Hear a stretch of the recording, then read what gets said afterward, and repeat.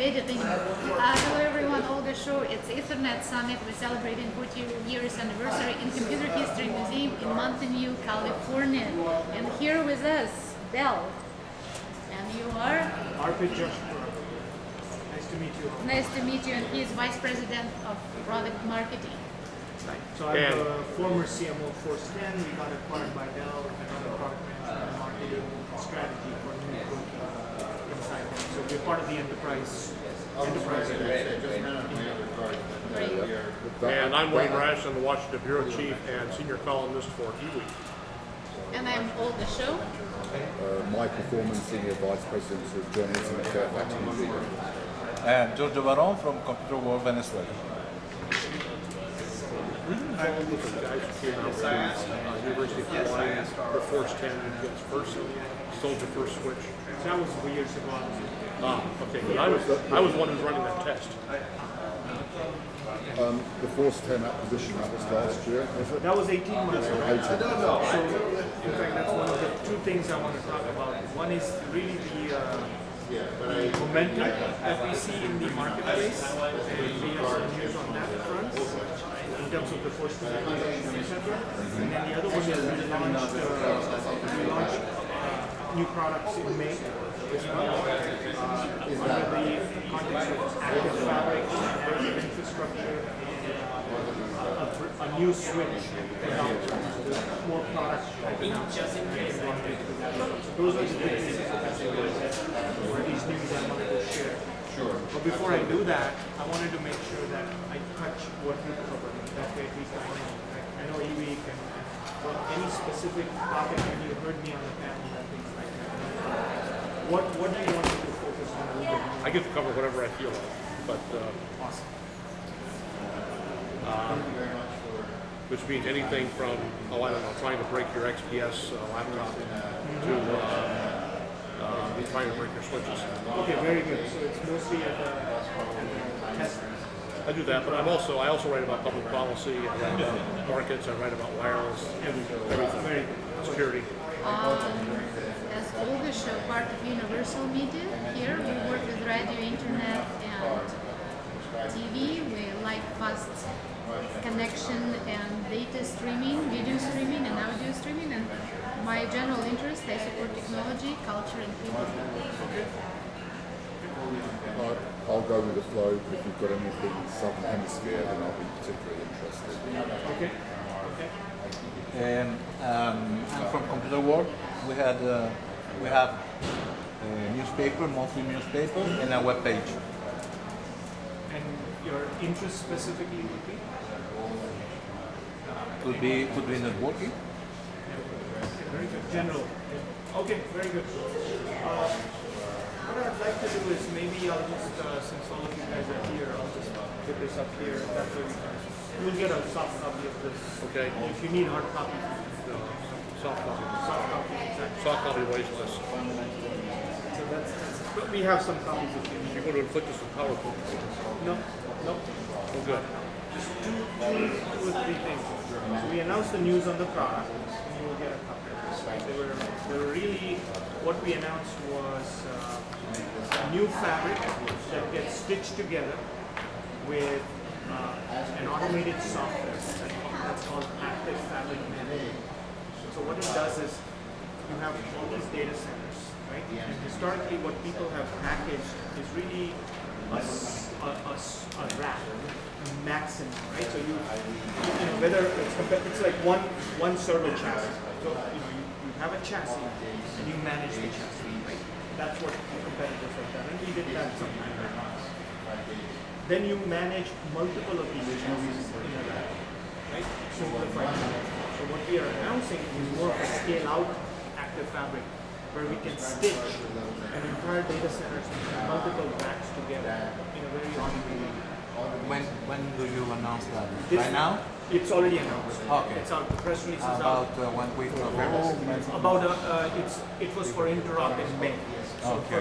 first week of May. Can you explain to her what a fabric is? Because Yeah. I know what it is, but she doesn't. Okay. So So I have to be updated. okay. So in a layman's terms, in a data center, right? If you look at In fact, this picture is the highest level of abstraction I can get. I showed it at the table. You come in with your laptops or your fixed board, some wireless or wireline Ethernet. You go into a campus kind of a network, and then you hit data centers. And data centers, the difference between data centers and campuses, in the data center you have servers and you have storage and you have all these things, right? And so what happens is when you hit a data center, you have two types of deployment. You have either a blade infrastructure, right, where you have it's a blade where you put servers and things like that. Or you have a rack infrastructure. So you've got these are servers, this is storage, and this is a top of rack switch, the blue one, right? Now, if the traffic, historically, traffic always went from a user to a data center or a user to internet, right? That's what it meant. That's what we call non-stop traffic. These days, with all these new workloads coming up, the traffic stays within a data center, within a chassis as much as possible, because of the east-west situation. It's between servers and servers. So a fabric is basically a set of switches that virtual or physical, right, that connects the entire data center together as if it is kind of one room. I mean, that's the highest level of abstraction. You've heard of the cloud, right? Right. Think of a fabric as the cloud for networking. But then would you use only your Dell storage or any kind of? No, any switches are possible, and that's our beauty of our now this is where we get into the specifics of Dell networking. Is our strategy is in the fabric we will interoperate with Cisco gear, and we will interoperate with our own gear as well. Here. But it's legacy interoperability and next gen interoperability with SDN controllers and anyone who wants to. Okay, so the fabric is SDN enabled, but it's not only SDN. SDN plus the legacy implementation. Okay. So I showed this diagram up there, right? And this is why this is sort of like this fabric and our switches and our software. I can talk to Cisco on one side of the and I can talk to open close controllers and things like that, because that's the new way. And VMware and Microsoft hypervisors. So most of our customers say, how do I migrate? I cannot get rid of these things. Legacy is dead. I cannot put just Greenfield. How do I migrate? And that's our solution. Versus Cisco's on this side, VMware is here, HP's on this side. Right? It's just people are on different camps. That's what I meant when I said market strategy. Okay. So that's the general announcement, and there's a lot more detail on that. So that's number one. Any other questions on the products? I mean, I don't want to go into the specifics of the switches unless we're interested in looking at it. It's kind of a neat combo LAN SAN, top of rack, very compact, any type of storage. Okay. The second is the momentum, right? From a news perspective, we have Forston acquisition was 18 months ago, and since then we have already doubled the revenue of Forston business. Right? So Forston was acquired in August of 2020, and what we've done is, this is 100% growth. We now have 10 consecutive quarters of Dell networking growth globally. And our strategy is to take networking and package it into solutions, Dell-enabled solutions, so a Hadoop solution, or a storage solution, or a VDI solution, things like that. So we have a lot of those kind of pre-tested solutions, which are completely open. You can have a HP thing with us or Cisco, whatever, it doesn't matter. But if you buy all Dell, here's the reference architecture, it's all packaged, it's tested. You don't have to worry. That's our differentiation, because the networking vendors can't do that, right? And so with all that, and with the momentum, we are adding we added 30,000 new customers last year. So if you look at on a per quarter basis, we add about 1,000 on the high end globally, and about 7,000 on the low end, small to medium. So as I said, our focus is on the mid-market, which is 50 to 5,000 customers. And So we keep on adding these customers, so much so that we were number 6 years ago, and Deloro just came out with the results last night, so I don't have it here, but I'll just show this slide to you. So the great news is we are now number 3 from a market share perspective. So over the last, so this is 2010, 11, and 12, and Cisco lost about 5% share. HP's flat, we are growing. So we gained about 2% share, right? Yeah, Cisco is the largest share here, no doubt. But, and the Deloro press release goes out sometime next week. But they will be posting Ham spoke actually yesterday. But we're really excited that, that we're gaining share compared to the competitors. Sorry, what was your overall share? We're now hitting about 3%, right? And it was almost 5%, so we're hitting about. But the best part of this is in the growth market, which is the high end, so 40 gigabits, we're number 2, right behind Cisco, we're ahead of HP. Now, does Dell report the network as a separate thing? No, we lump it as part of the servers, right? Which is exactly what is shown here in revenue. But the analysts do get a little bit more information on the specifics of ports and then they pre-calculate and sort of look at it. They get quite close. So Deloro, Gartner, IDC, so yeah, we don't separate it out, but we do once in a while say market share. So we're the fastest growing, I would say, in the last 3 years. All network companies. Do you think it's only happened because Of Dell. Dell and Dell's- acquisition of the company? Of Force10, right? The acquisition of Force10 and integration of Force10 with Dell, so that we could get the global scale, right? Force10 was in 50 countries, now we are in 120 countries. And being in a country is not just selling, it's depots, 4 hours turnaround, the language translation, a lot of those, what I call important things that are relevant to the local plus we're seeing growth in our Europe markets, our Latin America is growing significantly, and our China, Japan, India, Australia. In which country do you are in Latin America physically? What the name of Dell? In which countries? I don't have the specifics of Okay. all the countries, but Because Venezuela, Brazil- you're not present. You are present through. as Dell. No, we are present as Dell in through the- Brazil. No, we're present in Brazil, Colombia, Chile. There's 3 or 4 that we are present as Dell. A lot of it goes to channel partners. Okay. Right, but we have a dedicated sales force, direct sales force in Latin America. Okay. And if we need to, we can put you in touch with the local sales and technical people for help and cooking as well to get the local flavor of it. Lot of deployment here. Right? We're seeing double-digit growth even in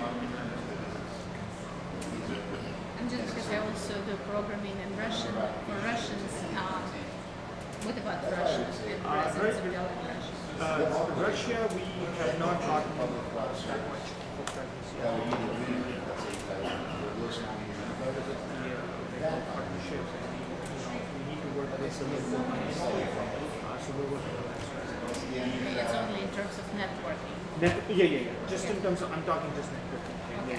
As a user, it's not too important to you how the water company. So those are the 2 things, and you will have the rest of the details before you go into the project. But I think in general, excited. So the main thing is, we were the first ones to detect this whole east-west traffic phenomenon and architected the entire network for and products for suiting that, right? And now we're seeing the growth. I'm sorry, I didn't get east-west. The east-west traffic. Remember I said the traffic instead of going from the user to the internet, that is going from server to a server in the data center. Yes. That's the easy. Right. Okay. It's not really, it's not really a cardinal direction, it's just what they use the term. It's being, yeah, it's a popular It's term. engineering. It doesn't really matter what actual comes first. Yeah. So I'll give you an analogy. I gave one, but in today's networks, in the data center, weights architecture by solution is used. We are all staying on the same floor of a hotel. And if you're next door, I will not know you are next door. So I'll go down in the elevator to the receptionist, ask for a come back up. Dell architecture, I will know you are next floor. Not waste the resources of an elevator or a receptionist. Right? So I just went east-west. It's not going north. Oh, okay. All right. Very Now the good. other flip the elevator upstairs, Got it. right? And then you have north, right? South. I don't. Does that make more Yes, sense? that Okay. makes more sense. Yes. So this model would be for those who don't want So to in terms of then future, what do you see or where do you see Dell? People give you a 3-minute warning. 3-minute warning. So the Dell future is set to the following. We're one of the companies that have the entire end-to-end solution. PCs, laptop, clients, virtual desktops, right? We bought a company called Weiss, client. Through the campus, through the data center, and in the data center, server storage. Right? So we have it. And the question is, how do we transform and execute to our clients, in a much more efficient manner in the next 3 to 5 years as the disruption is happening, and it's going to be an execution class at this point. So everybody else is like niche, right? Cisco doesn't have storage. All the networking standalone players are sort of separating out because network by itself is not Still, it's hard to imagine. connectivity. I think the network has some significance, I'm not sure I agree with that. No, I mean as a selling, when you sell, no. Trust me, I will never say it's not important. It's the selling motion. Okay, we You know, don't get I'm similarly committed to open standards as HP. In fact, we are just talking to a couple of analysts who have written a report. We are more open than HP. And in fact, Dell is built on the open foundation, right, from day one. When we migrated the mainframes to the x86 servers, we came with that. First ones to do that. All of our networking is based on standard layer protocols, right? Very standard and open. So just you plug in a Cisco, it will work. And then our SDN strategy is based on, as I said, migration from legacy to the future. So it does support open flow as a standard. And there's a slide in there. We are also chairing a working group within a standards body called the 4MG or Money Group, which is standardizing the northbound interface of SDN. So there's a whole bunch of standard bodies that we work on. John D'Ambrosio, who spoke yesterday on one of the panels as the chair of the Internet Alliance. So he heads up the class and works for us in that. So open and standard, 100% we are. But that's the nature of it. Okay. Very good. I think we're out of time then. Okay. Thank you so much. Thanks for coming by. Thank you. Thanks for the question. Need more 6-pack.